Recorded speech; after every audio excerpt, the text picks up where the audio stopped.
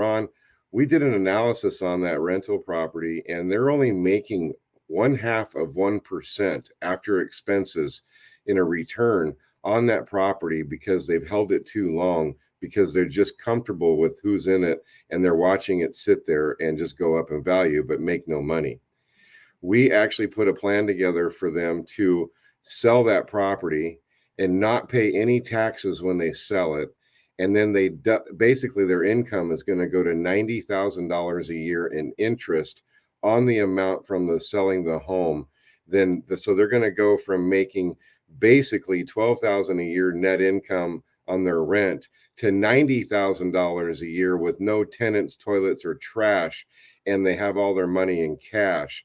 And we helped them set up a holding company so that when they sold the home, they didn't pay any tax at closing, and they kept the money in cash. 90,000 a month, 90,000 a year. 90,000 a year, excuse me. $7,500 every month Correct. And here's one of my favorite words. I think it might have become my favorite word lately. Strategy. Right.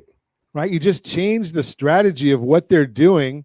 And my guess is, just from leading a lending team and investing in real estate, that there probably was not a whole lot of work on that client's part on that property. The last thing that the renter wanted to do was call that landlord because they didn't want him. They wanted them to forget that they were even there. Yep.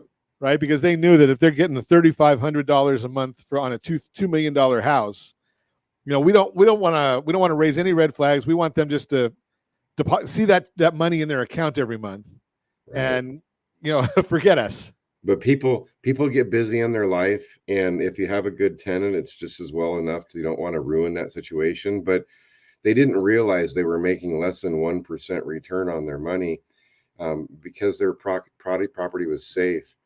But now they're able to actually help their husband come home from work because he hates his job, because we're now using that piece of asset effectively. But here's the key component.